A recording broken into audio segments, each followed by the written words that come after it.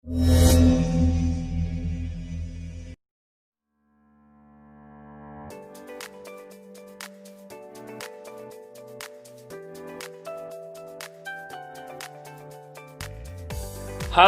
anak-anak pintar Indonesia, jangan lupa dukung channel Bapak dengan cara like, share, subscribe ya, dan nyalakan loncengnya. Terima kasih semuanya.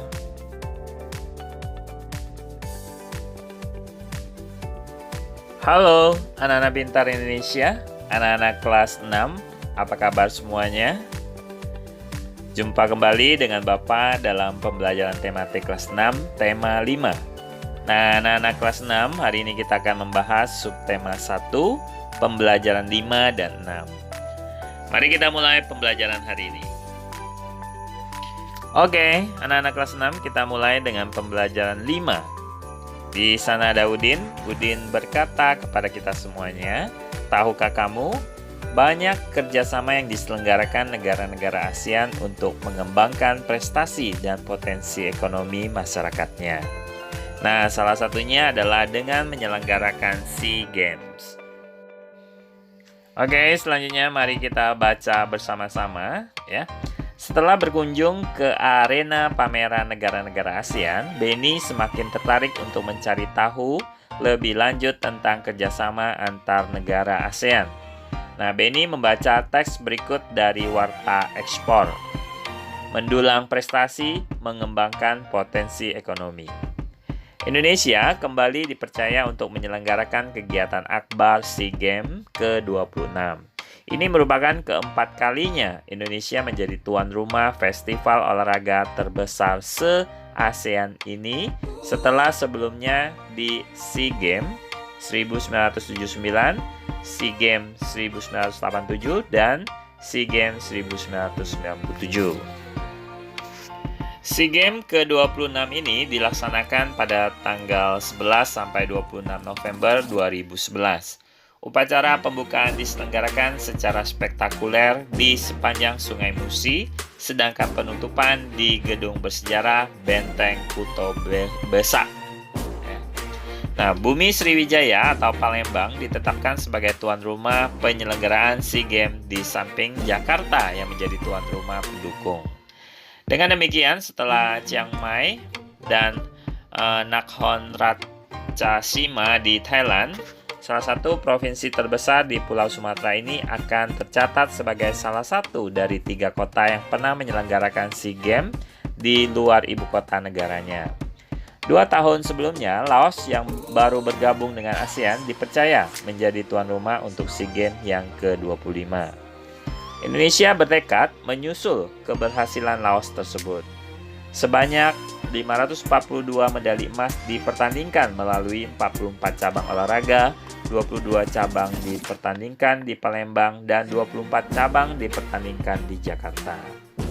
Setidaknya ada 3 sukses yang dapat dicapai Indonesia terkait pelaksanaan SEA Games ke-26, yaitu sukses prestasi, sukses penyelenggaraan, dan sukses dalam peningkatan perekonomian, terutama di 2 kota tempat terselenggaranya acara tersebut, yaitu Palembang dan Jakarta. Peningkatan sektor ekonomi. Dalam hal peningkatan perekonomian, bukan hanya industri besar. Penyelenggaraan SEA Games juga berpotensi memajukan perekonomian Sumatera Selatan secara keseluruhan. Menjelang acara, pertumbuhan ekonomi provinsi ini mengalami peningkatan hingga 6,4% disebabkan pembangunan fisik, sarana, dan prasarana SEA Games yang menggunakan tenaga kerja besar-besaran. Persiapan SEA Games terlihat telah meningkatkan geliat ekonomi masyarakat di Palembang dan sekitarnya. Setidaknya sejak awal tahun 2011, geliat ekonomi ini terlihat dari dibangunnya sejumlah hotel baru, terserapnya sekitar 4.000 tenaga buruh untuk pembangunan, serta meningkatnya kegiatan di sentra kerajinan rakyat untuk pembuatan cenderamata. Sekitar 5.000 atlet dari negara di Asia Tenggara, termasuk dari Indonesia, akan berprestasi dalam ajang ini. Sukses prestasi, sukses penyelenggaraan, dan sukses dalam peningkatan perekonomian tentunya tidak terlepas dari kerja keras dari seluruh pihak. Nah, anak-anak kelas 6, selanjutnya pada halaman 49, Di sana ada beberapa pertanyaan, mari kita jawab bersama-sama. Di nomor 1, kapan Indonesia menjadi tuan rumah penyelenggaraan SEA Games? Jadi jawabannya pada tahun 1979, 1987, 1997, dan 2011. Nomor 2, di mana SEA Games ke-26 diselenggarakan? Jawabannya di kota Palembang dan Jakarta.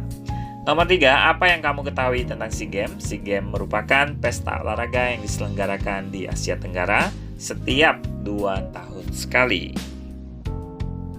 Oke deh, kita mulai pertanyaan keempat. Sebutkan 3 kesuksesan yang akan diraih dalam penyelenggaraan SEA Games. Jawabannya kesuksesan prestasi, kesuksesan penyelenggaraan, dan kesuksesan dalam peningkatan perekonomian.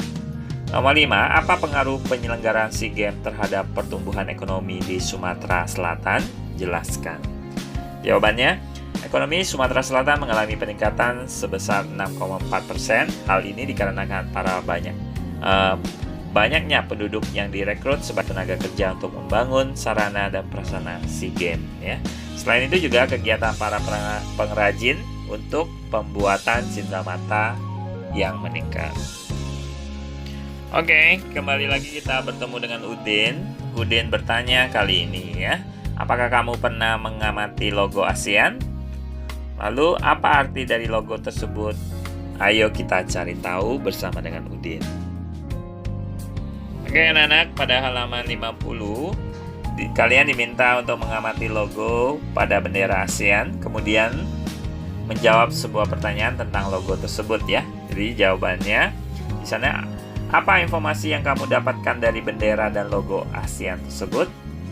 Jadi 10 batang yang berwarna kuning menunjukkan jumlah negara anggota ASEAN, dan sedangkan warna merahnya melambangkan keberanian. Nah, selanjutnya kalian diminta untuk mengamati gambar dan bacalah teks berikut ini ya. Arti bendera dan logo ASEAN. Nah, bendera ASEAN melambangkan ASEAN yang stabil, penuh perdamaian, bersatu, dan dinamis. Adapun lambang ASEAN berada di tengah bendera ASEAN. Nah, sedangkan warna bendera dan lambangnya adalah biru, merah, putih, dan kuning. Nah, masing-masing mewakili warna dasar setiap bendera negara anggota ASEAN. Warna biru melambangkan perdamaian dan stabilitas, merah melambangkan semangat dan kedinamisan, putih menunjukkan kesucian, dan kuning merupakan simbol kemakmuran. Nah, ikatan rumpun padi melambangkan harapan para tokoh pendiri ASEAN agar asosiasi itu secara bersama-sama terikat dalam persahabatan dan kesetiakawanan sosial. Nah, lingkaran melambangkan kesatuan ASEAN. Selanjutnya, amati logo berikut ya. Di sana ada logo Kementerian Pendidikan dan Kebudayaan, lalu ada logo Hari Anak, dan logo Ketahanan Lingkungan ya. Nah, apakah kamu pernah menemukan logo di sekitarmu? Berikan contohnya ya. Jawabannya pernah. Contohnya logo sekolah, logo merek tas dan sepatu, logo klub sepak bola seperti Juventus yang di atas itu ya, dan masih banyak lagi. Apa logo yang paling menarik yang pernah kamu temukan? Jelaskan. Jawabannya logo klub sepak bola ya, karena terlihat bagus dan perpaduan warnanya yang sangat menarik dan mengesankan. Selanjutnya, apa logo itu? Jadi logo merupakan bagian dari reklame. Nah, logo adalah tanda, lambang, ataupun simbol yang mengandung makna dan digunakan sebagai identitas sebuah organisasi, perusahaan, atau individu agar mudah diingat oleh orang banyak atau orang lain ya. Nah, di sini banyak sekali logo-logo, logo sekolah ya. Logo Pepsi, KFC, Burger King ya. Lalu Google, NASA, Pepsi, Puma, mobil, dan lain-lain. Oke, selanjutnya kita ke pembelajaran 6. Nah, pembelajaran 6 kita akan bersama dengan Lani. Nah, Lani di sana berkata, ayo kita melanjutkan berlatih gerakan langkah dalam senam irama. Nah, tubuh yang bugar akan membantu konsentrasi ketika kita belajar.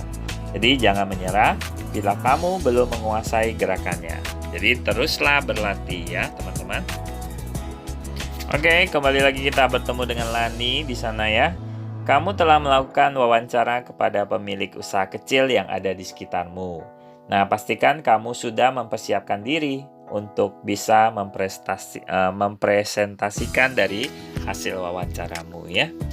Nah, jadi kamu telah melakukan wawancara kepada pemilik usaha kecil yang ada di sekitarmu. Kamu akan mempresentasikannya dalam kelompok hasil dari wawancara yang telah kamu lakukan. Nah, lalu tentang bagaimana dari pemilik usaha tersebut menjalankan usahanya, serta sikap apa saja yang mereka terapkan dalam menjalankan usahanya.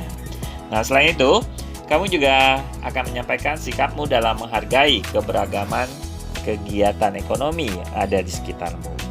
Nah, ketika temanmu sedang melakukan presentasi, kamu dapat membuat catatan tentang informasi penting yang kamu peroleh dari presentasi tersebut. Lalu, kamu dapat mengajukan pertanyaan juga kepada teman yang sedang melakukan presentasi.